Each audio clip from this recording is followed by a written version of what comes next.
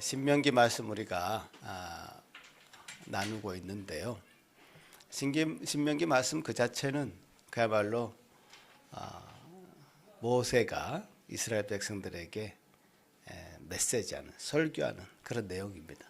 오늘 본문을 여러분 읽어보시면 이 한 편이, 이 말씀이 거의 한 편에 너무나 은혜스러운 설교입니다. 설교. 그래서 이 설교 말씀을 쭉 따라가면서 이런 말씀을 좀 나눠봤으면 좋겠습니다. 한번 띄워주시면 오늘 본문 이렇게 시작합니다. 같이 한번 읽어볼까요? 시작. 1절만. 내가 오늘 명하는 모든 명령을 너희는 지켜 행하라. 그리하면 너희가 살고 번성하고 여호와께서 너희 조상들에게 맹세하신 땅에 들어가서 그것을 차지하리라. 자, 젖과 꿀이 흐르는 저 가나안 땅에 들어가서 참으로 복된 삶을 살기 위해서는 오늘 이 하는 말을 잘 들어야 된다. 이제 그런 말씀으로 시작을 합니다. 그리고 어떤 말씀을 하십니까? 과거를 돌아보는 얘기를 합니다.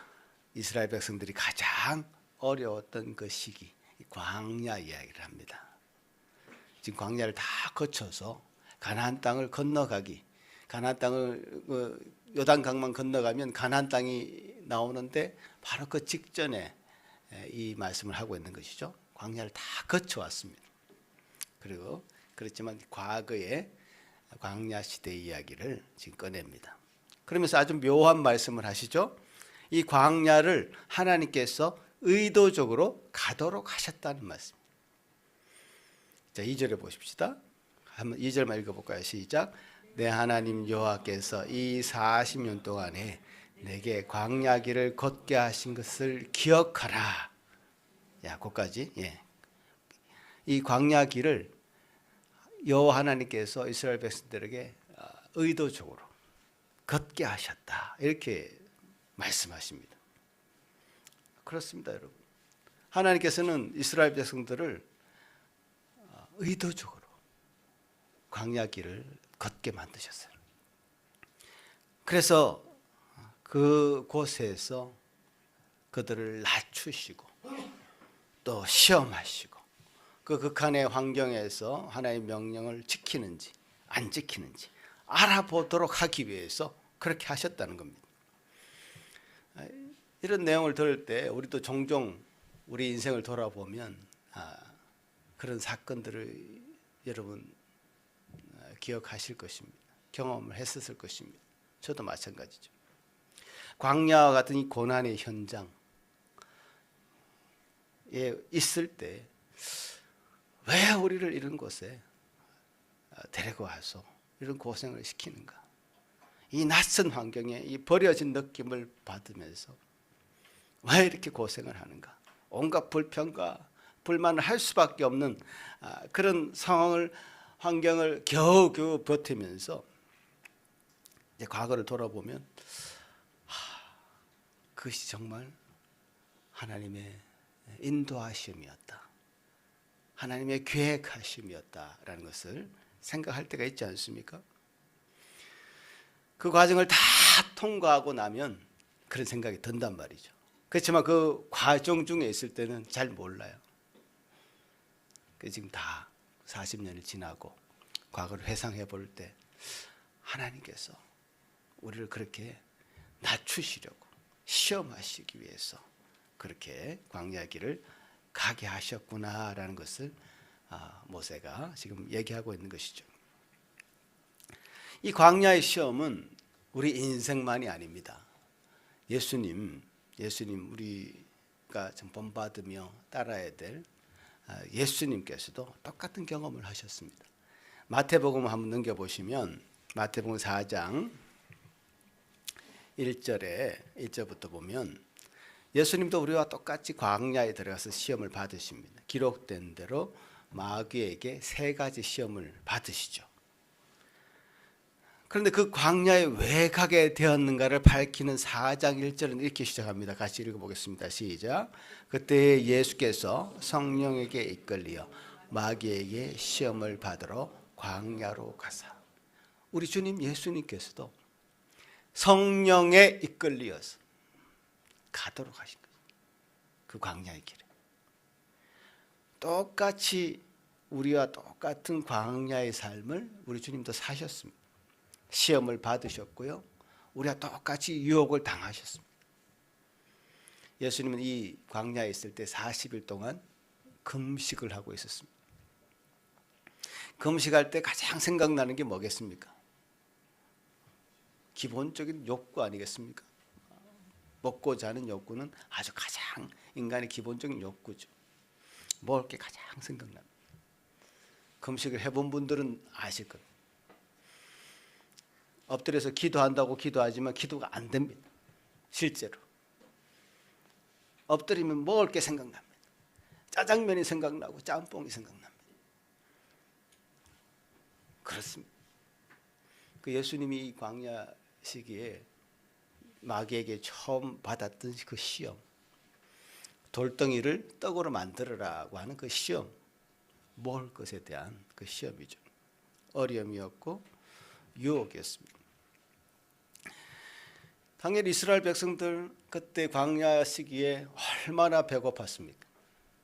아무것도 먹을 것이 없었습니다.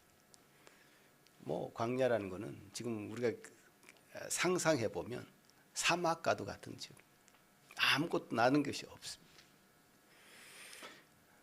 배고픔이 가장 큰 어려움이었고 시험이었고 유혹이었습니다. 그럴 때 하나님께서 그 이스라엘 백성들 위해서 만나를 내려주신 거죠. 그래서 이 광야에서 먹었던 그 이 만나는 그냥 배고플 때 우리가 뭐 짜장면, 짬뽕 이런 것이 아닙니다. 음식이 아닙니다. 만나라는 것은 그냥 생명이에요, 생명.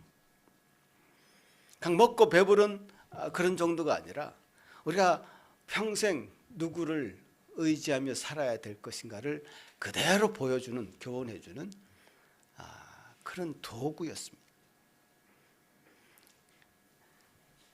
다시 신명기 8장으로 가셔서 3절을 보시면 같이 읽어보겠습니다. 시작. 너를 낮추시며 너를 줄이게 하시며 너도 알지 못하며 내 조상들도 알지 못하던 만나를 내게 먹이신 것은 사람이 떡으로만 사는 것이 아니요 여호와의 입에서 나오는 모든 말씀으로 사는 줄을 내가 알게 하려 하심이니라. 자, 그냥 먹고 배부른 음식이 아니죠. 우리가 무엇을 의지하며 살아야 될 것인가를 분명하게 교훈해주는 교훈 도구였습니다. 다시 마태복음 4장으로 가시면 예수님께서도 금식하여 줄이신 후에 2절에 3절에 시험하는 자가 예수께 나와 이르되 만일 하나님의 아들이든 명하여 이 돌들로 떡덩이가 되게 하라. 이때 예수님이 무슨 말씀을 하시는가 잘 보십시오. 놀라운 말씀을 하시는데 4절 한번 읽어보겠습니다. 시작. 예수께서 대답하여 이르시되 기록되었으되 사람이 떡으로만 살 것이 아니요 하나님의 입으로 나오는 모든 말씀으로 살 것이라 하였느니라 하시니.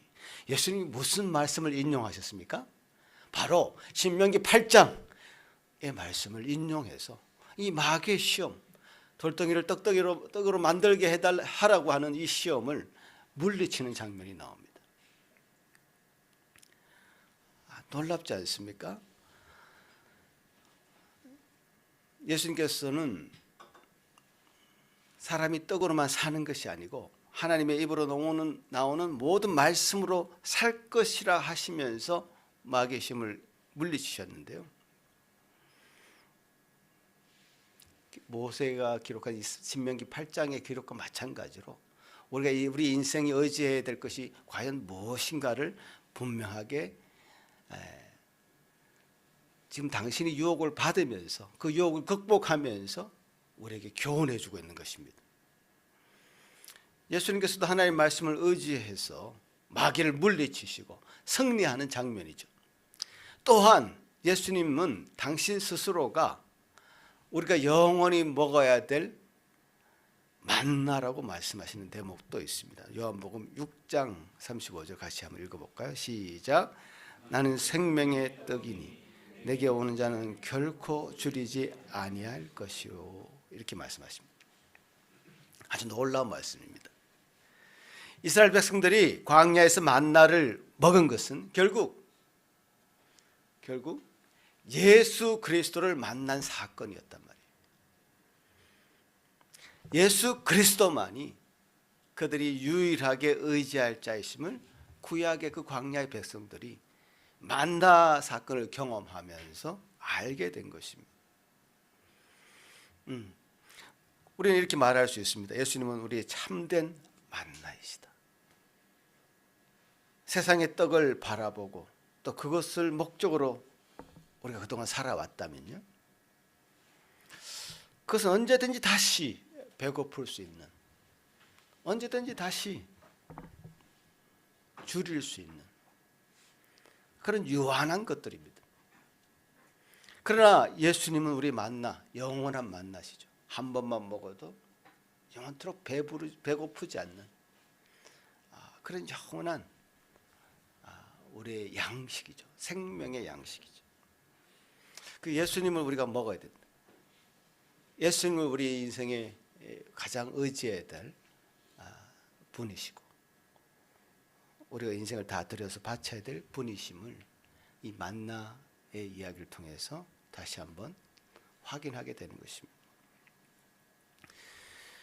자, 그 다음 이 두 번째 대지를 한번 살펴보겠는데 6절부터 10절까지입니다. 6절부터 10절까지. 자, 이 6절부터 10절까지에는 한번 보시면 이스라엘 백성들이 들어가야 될 그 목적지 가나안 땅을 묘사하고 있습니다. 가나안 땅. 그 땅은 어떤 곳이었습니까? 참으로 강조하다시피 여기 밑줄 끄는 걸 보시면 아름다운 땅이다. 아름다운 땅이다. 먹을 것에 부족함이 없고 모든 것이 풍족한 땅이다.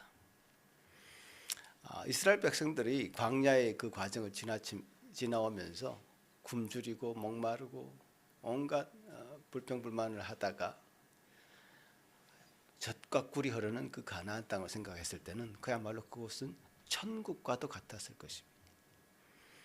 비유적으로, 상징적으로 가나안 땅을 천국에 비유하기도 합니다. 가나안 땅, 이스라엘 백성들이 지났던 그 광야, 우리 인생길을 비유하고요. 그 가나안 땅은 그 인생길을 다 끝나고 가는 그 요단강을 건넌다는 건 우리가 죽는다는 뜻이죠. 요단강을 건너면 가나안 땅을 만나게 되는데 그것은 우리 천국과도 같은 것이죠. 우리는 종종 이 가나안 땅과 같은 아름다운 땅을 보면 참 그곳에 머물고 싶습니다. 또 영원토록 살고 싶죠.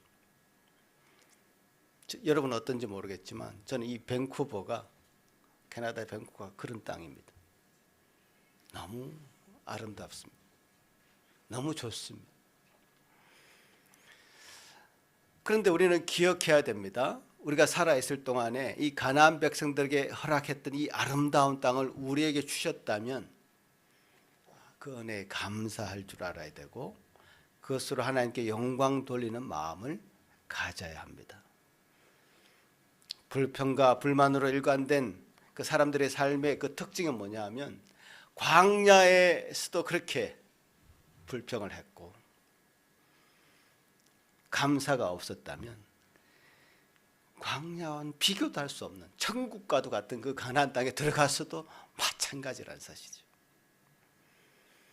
아무리 좋은 환경이 주어져도 감사할 줄 모르는 불쌍한 인생이 될 수도 있습니다.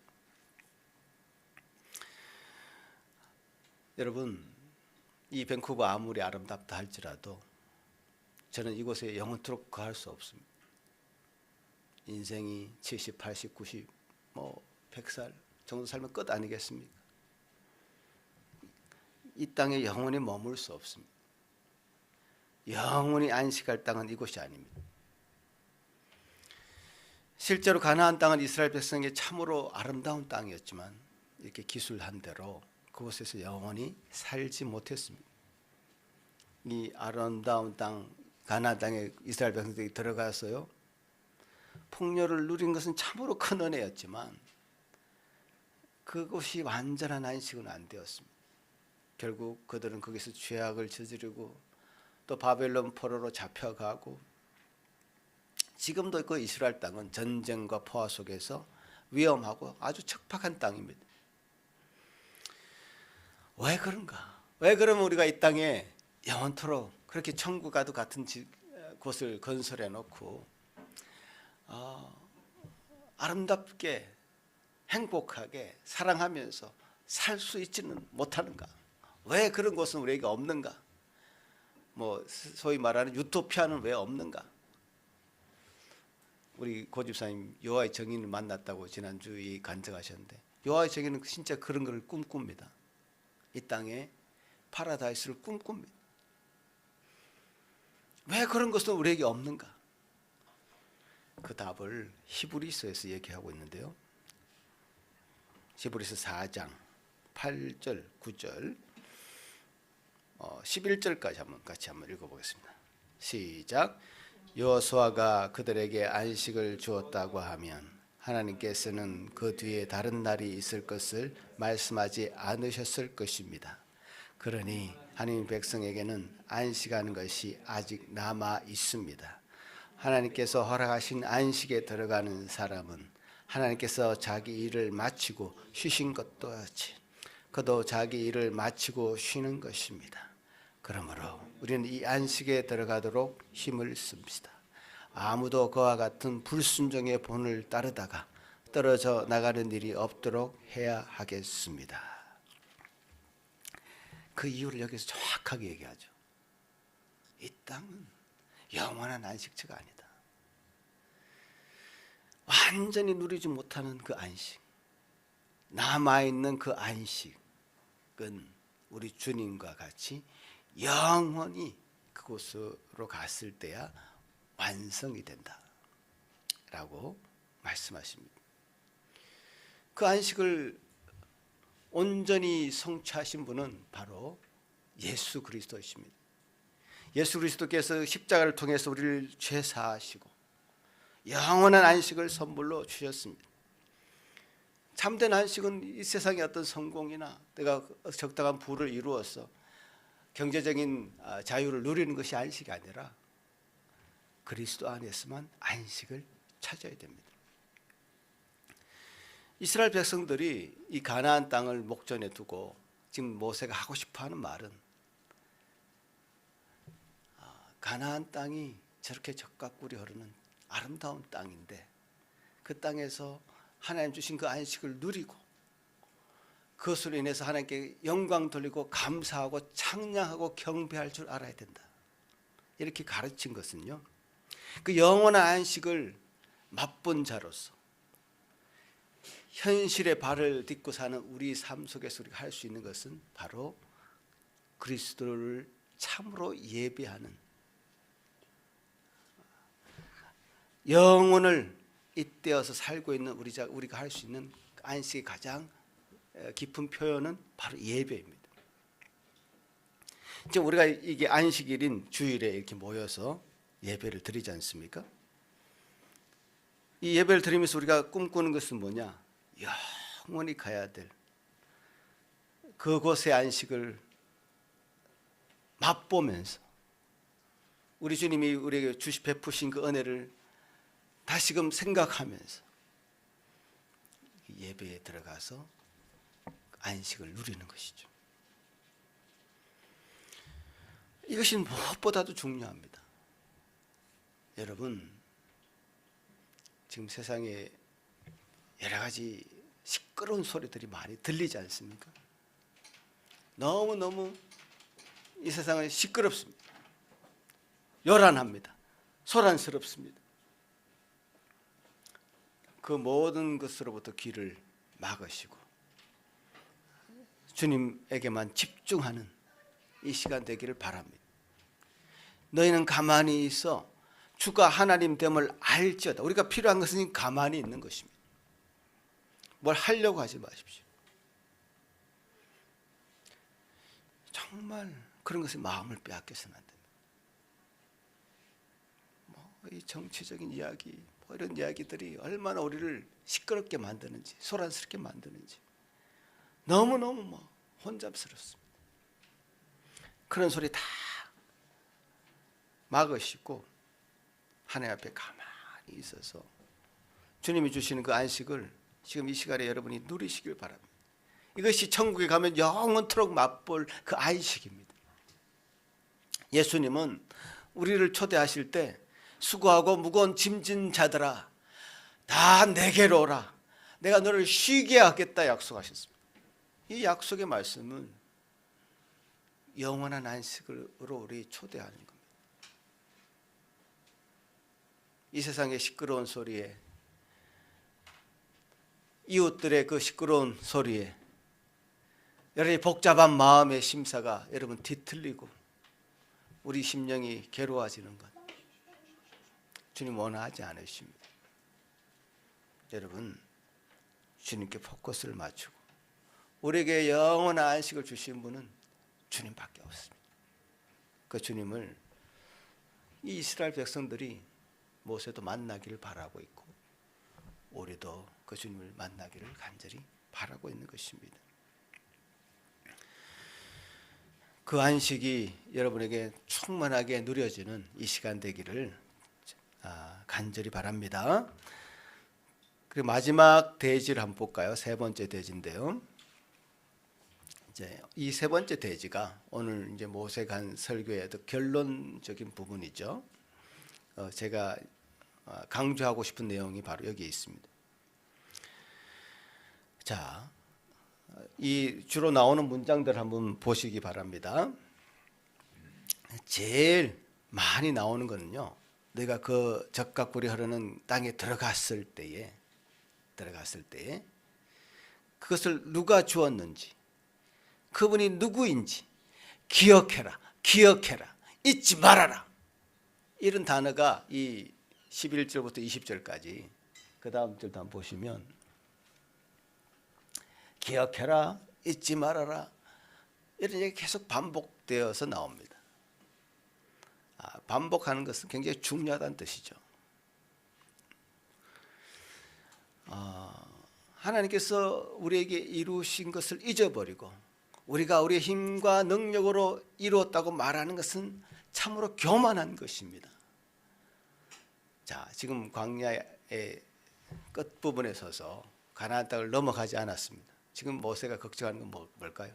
가나안 땅에 가서, 저 부유한 땅에 가서, 풍족한 땅에 가서 뭔가를 누리며 사는 것은 참 하나님께서 정말 주신 너무나 큰 복인데, 그 복을 하나님이 주신 것으로 생각하지 못하고 자기 힘으로 이뤘다고 생각하는 그 교만에 빠질까 봐 정말 힘줘 강조하고 있는 부분입니다. 한마디로 우리 주님은 우리가 평생 살아가는 날 동안에 이런 교만에 빠지는 그런 마음을 정말 경계하십니다. 지금 이 시대는 교만을 부추기는 시대 아닙니까? 내가 제일 잘났어. 이 자존심인지 자만심인지 모르겠지만 그런 걸 부추기는 그런 시대 아닙니까? 그런 시대에 그만큼 무서운 것은 없다, 그만큼 조심해야 될 것은 없다, 그만큼 경계해야 될 것은 없다라고 힘줘 강조하고 있는 것입니다. 인간의 교만한 마음은 어디서 시작되겠습니까? 이 본문 말씀처럼 첫 번째 하나님을 잊을 때,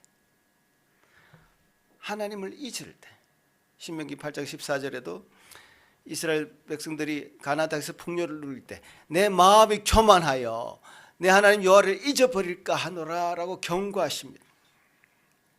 교만은 하나님을 인정하지 않고 하나님이 이루신 것을 인정하지 않고 자기가 모든 것을 이루었다라고 하는 그런 것에서 시작됩니다.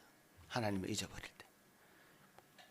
동전의 양면 같은 이야기지만 두 번째는 자기 능력이 과대평가될 때,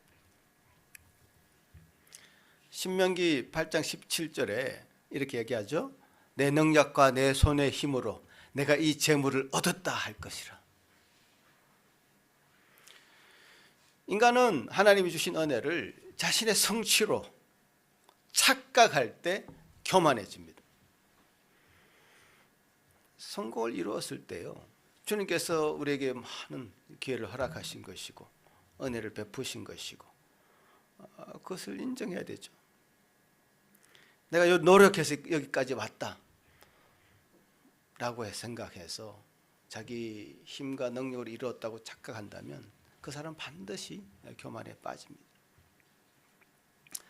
한국 교회를 살펴봐도요, 지금 한국 교회는 한국의 경제 성장과 함께 엄청나게 이제 커오다가 그야말로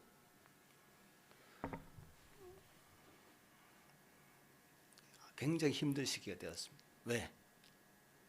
다른 이유, 많은 이유가 있겠지만 경제적인 풍요 때문에 그렇습니다.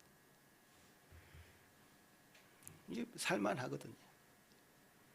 과거에 가난할 때, 힘들 때, 궁핍했을 때, 어려웠을 때 하나님을 붙잡고 기도하고 했던 그 마음들이 사라집니다.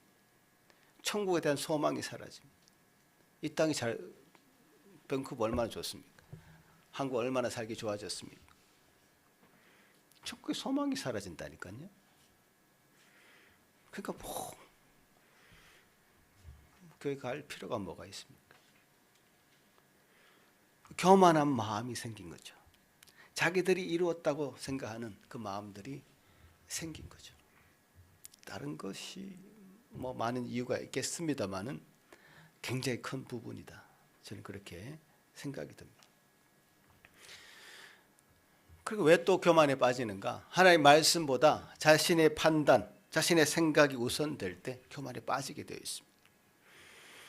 창세기에서 인간이 최초의 죄악은 하나님 말씀하신 그 말씀을 자기 마음대로 판단을 한 겁니다. 자기 마음대로 판단을 해버린 것입니다. 선악과를 따먹으면 정령 죽으리라 했는데 자기 눈에 보기도 좋고 먹기도 탐스러울 그런 과일로 보였고, 그래서 마귀가 물론 속였지만 그것을 선악과를 자기 나름대로 판단해서 그걸 먹으면 정말 지혜롭게 될 것 같아. 너무 하나님 같은 생각을 가질 것 같아. 이런 생각을 하면서 따먹은 거 아닙니까? 하나님 말씀보다 우선될 때 내 생각, 내 판단, 내 감정이 더 중요하게 여겨질 때 조심해야 됩니다. 우리는 하나님 말씀보다 더 앞서면 안 됩니다. 한 걸음 뒤에 가야 됩니다. 하나님 말씀이 앞서고 우리는 한 걸음 뒤에 따라갑니다. 따라가지 않으면 안 되겠죠. 그렇지만 하나님 말씀을 앞세워야 됩니다. 하나님 말씀이 가라는 데까지 가야 됩니다. 하나님 말씀이 멈추라고 하면 멈춰야 됩니다. 우리 교만을 생각할 때 항상 그 말씀이 앞서 있습니다. 자기 생각이 먼저, 판단이 먼저 있고 생각이 먼저 있고 그 자신의 생각과 판단을 합리화하기 위해서 말씀을 가져옵니다. 이럴 때 우리는 교만하게 됩니다. 많은 영적 지도자들이라고 하는 사람들이 빠지는 길이 바로 이것입니다. 자신의 하고자 하는 걸 먼저 정해놓고 말씀을 대입시키는 거죠. 교만해져서 그렇습니다. 교만해져서. 그러나 우리 예수님은 어떻습니까? 예수님은 완전히 다른 길을 걸었습니다. 지금 여러분 교만한 마음의 생각이 내가 교만해지지 않도록 자신을 경계해야 되겠다는 생각이 들면 예수님을 떠올리십시오. 특별히 예수님의 모습 중에 빌립보서 2장 말씀을 떠올리십시오. 한번 보여주시면 같이 한번 읽겠습니다. 시작. 그는 근본 하나님의 본체시나 하나님과 동등됨을 취할 것으로 여기지 아니하시고 오히려 자기를 비워 종의 형체를 가지사 사람들과 같이 되셨고 사람의 모양으로 나타나사 자기를 낮추시고 죽기까지 복종하셨으니 곧 십자가에 죽으심이라. 자, 이 세 구절밖에 안 되지만요, 이 한 구절 한 구절에 예수 그리스도의 그 낮아지시고 겸손한 모습이 그려지고 있습니다. 동등됨을 취할 것으로 여기지 않으셨다. 자기를 비워 종의 형체를 가지셨다. 사람들과 같이 되셨다. 자기를 낮추시고 죽기까지 복종하셨다. 예수 그리스도를 떠올리십시오. 이런 예수 그리스도를 생각하면 내가 어떻게 우리 인생을 살아가야 될 것인가, 어떻게 겸손한 마음을 가져야 될 것인가 배우게 될 것입니다. 결국 이스라엘 백성들이 광야에서 들은 이 말씀, 신명기 8장의 이 말씀, 예수 그리스도께서 가는 길을 따라가라고 하는 교훈을 받은 것이다, 이렇게 생각이 들죠. 예수님은 어떻게 사셨는가? 어떻게 겸손하게 살았는가? 지금 가지고 있는 것, 너의 힘으로 얻었다고 생각하는 그 순간 예수님의 이 겸손을 생각할 때 눈이 녹듯이 그런 마음이 사라지게 될 것입니다.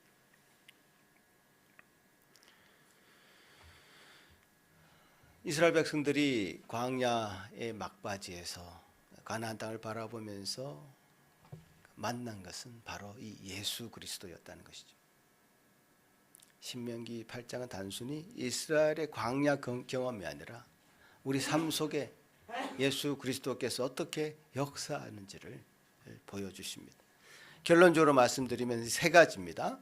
오늘 세 대지를 말씀드렸는데 첫 번째 한번 읽어봅시다. 시작. 예수님은 우리의 참된 만나가 되십니다. 그래서 세상의 양식이 아니라 예수 그리스도를 의지해야 되죠. 두 번째, 예수님은 우리의 참된 안식이 되십니다. 가짜 안식이 아니라 참된 안식이 됩니다. 우리 영혼이 예수님 안에서 참 만족하고 쉼을 얻어야 됩니다. 세 번째, 예수님은 우리의 교만을 깨트리시는 분이십니다. 예수님이 산 것을 보십시오. 인간의 교만으로 인해서 예수님이 십자가에 못 박혀 돌아가셨죠. 순순히 받아들였습니다. 인간이 어떤 짓을 하더라도 받아들였습니다. 십자가에 순순히 어린 양과 같이 그렇게 매어 달리셨습니다. 그 예수님의 겸손을 본받아야 되죠. 세 가지의 예수님이 우리에게 보여주신 이 내용을 가지고 이렇게 적용하는 질문을 늘 해야 되겠죠. 같이 읽어보겠습니다. 시작. 나는 예수님을 내 삶의 참된 양식으로 삼고 있는가? 내가 무엇을 양식으로 삼고 있는가? 무엇을 의지하고 살아가고 있는가? 두 번째, 나는 세상의 성공이 아니라 예수님 안에서 참된 안식을 누리고 있는가? 성공하려고 아둥바둥하는 그런 세상 아닙니까? 경쟁하며 살아가는 세상 아닙니까? 적자생존하고 약육강식하는 세상 아닙니까? 그것이 더 노골화되는 세상에 지금 우리는 살고 있는 것 같습니다. 실제로 예전보다 이 세계가 같이 어울리면서 살아가는 뭐 인류 공영 이런 얘기를 하기가 부끄러워진 시대에 살고 있습니다. 힘센 자가 강한 자를 누르는 것이 당연해진 그런 세계 기조가 있습니다. 그런 세계에서 성공한다는 의미는 뭐죠? 밟아야 됩니다. 밟다 보면요, 그 인간의 양심이라는 것은 또 작동합니다. 마음이 불편하고 힘듭니다.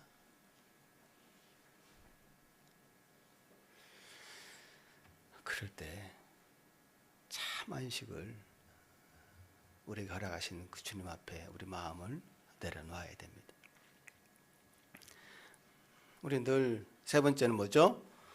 나는 교만을 버리고 예수님의 겸손한 삶을 본받고 있는가?